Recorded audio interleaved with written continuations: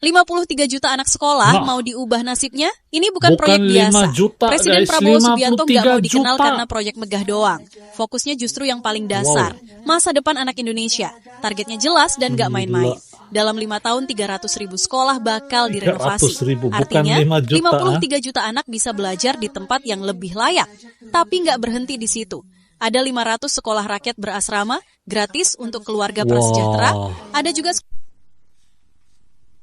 Coba bayangkan guys, ada lebih daripada 300 buah sekolah di Indonesia yang bakal direnovasi besar-besaran. Dan ini bukan sekadar bangunan gedung. Dengar-dengar pendidikan di Indonesia juga akan dinaik taraf. Satu frekuensi, satu passion. BDT Channel, pemersatu bangsa.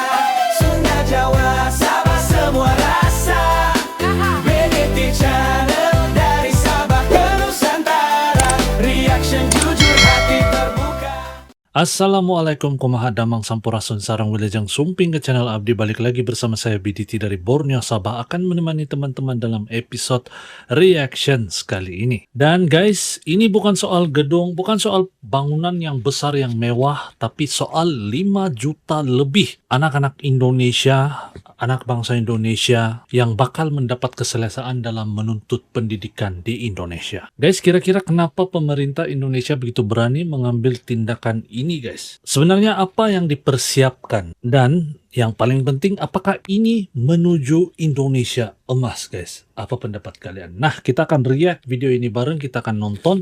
Dan teman-teman yang belum bergabung, dipersilakan bergabung. Ojo lali guys, di subscribe channel, klik like, komen, sama share. Aktifkan tombol lonceng supaya tidak ketinggalan video-video lain yang bakal saya react. Dan tanpa buang-buang waktu, let's go kita nonton guys. 1, 2.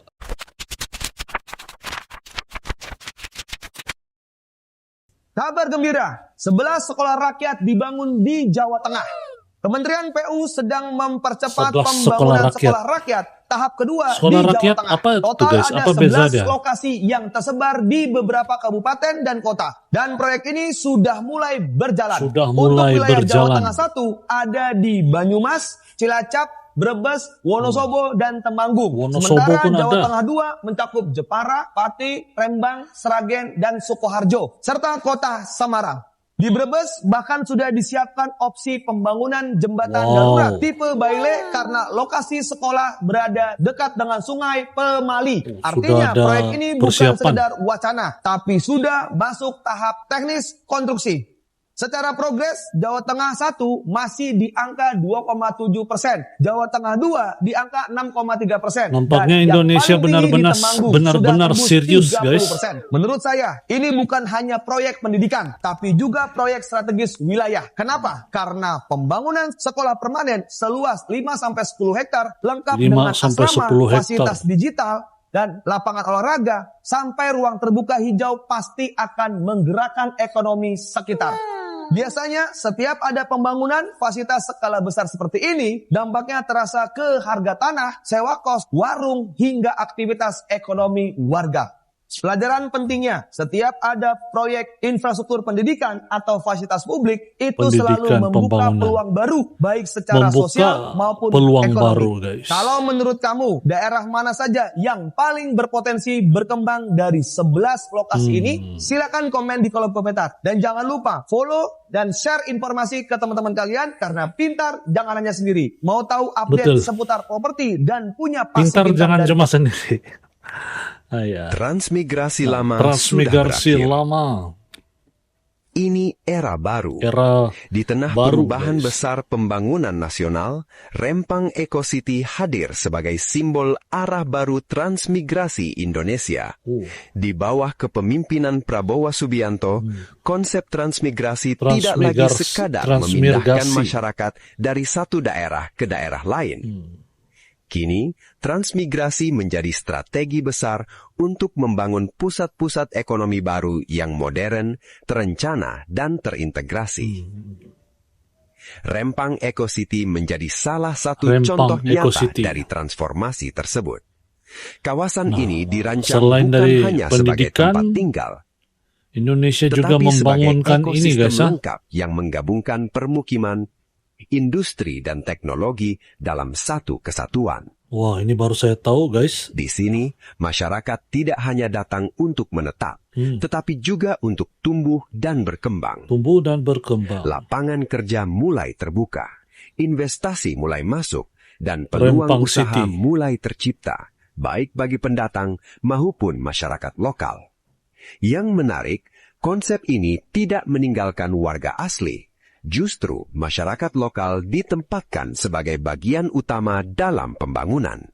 Mereka tidak hanya menjadi penonton, tetapi pelaku utama dalam pertumbuhan ekonomi di wilayahnya sendiri.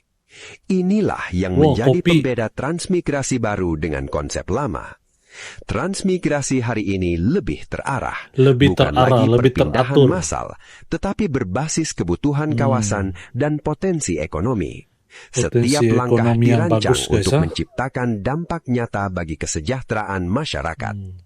Rempang Eco City juga mencerminkan pendekatan pembangunan yang lebih modern, menggabungkan kekuatan industri dengan dukungan teknologi. Eco City. Ini membuka jalan bagi lahirnya kawasan ekonomi baru yang mampu bersaing di tingkat nasional bahkan global. Ini Indonesia. Lebih dari itu, pembangunan di Rempang menjadi bagian dari upaya besar untuk pemerataan ekonomi di Indonesia. Bahwa pertumbuhan tidak hanya terjadi di kota-kota besar, tetapi juga di kawasan baru yang memiliki potensi besar untuk berkembang. Dengan pendekatan ini, transmigrasi berubah menjadi alat transformasi sosial dan ekonomi. Bukan hanya memindahkan orang, tetapi membangun kehidupan yang lebih baik. Menarik, guys. Rempang hari ini bukan sekadar proyek pembangunan. Ia adalah gambaran masa depan ini sudah tentang ada bagaimana Indonesia membangun wilayahnya secara lebih adil, modern, dan berkelanjutan. Menarik, Rempang City. 53 juta anak sekolah mau diubah nasibnya? Ini bukan proyek biasa. Presiden Prabowo Subianto nggak mau dikenal karena proyek megah doang. Fokusnya justru yang paling dasar. Masa depan anak Indonesia. Targetnya jelas dan nggak main-main. Dalam 5 tahun 300.000 sekolah bakal direnovasi. Artinya 53 juta anak bisa belajar di tempat yang lebih layak. Tapi nggak berhenti di situ. Ada 500 sekolah rakyat berasrama, gratis untuk keluarga prasejahtera. Ada juga sekolah unggulan, sampai universitas kelas dunia. Biar anak Indonesia nggak perlu ke luar negeri buat dapat pendidikan terbaik. Masuk ke kelas, disiapin 2 juta layar interaktif. Belajarnya nggak lagi ketinggalan zaman. Perut juga nggak boleh kosong. Lewat program makan bergizi gratis, 82 juta penerima dijangkau. Sekalian buka 4 juta lapangan kerja di desa. Dan yang sering dilupain, akses dan lebih dari 6.000 jembatan dibangun, biar anak-anak nggak perlu nyebrang sungai dengan risiko tiap hari. Jadi, ini bukan proyek pencitraan, ini proyek kemanusiaan. Dari 2024 mulai visi, 2026 mulai jalan, dan 2029 ditargetkan tuntas. 53 juta anak sekolah di ruang layak, puluhan sekolah unggulan, dan universitas kelas dunia. Bukan sekadar angka. Guys, jadi demikian video yang baru kita nonton bareng. Jadi ternyata guys, Indonesia benar-benar serius guys. Pemerintah Indonesia, Bapak Prabowo. Dimana bukan 5 juta, tapi 53 juta anak bangsa Indonesia akan mendapatkan pendidikan yang selayaknya, keselesaan fasilitas, dan juga yang paling penting ini adalah mewujudkan peluang-peluang pekerjaan.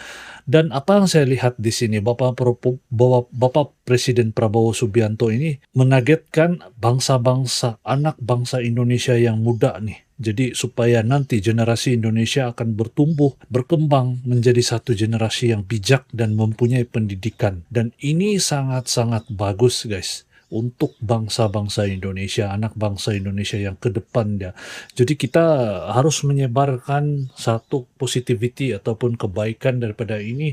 Dan ini moga-moga video yang saya react ini dapat memberikan teman-teman semua info, pengetahuan bahwa Indonesia sekarang menargetkan pendidikan untuk anak bangsa Indonesia.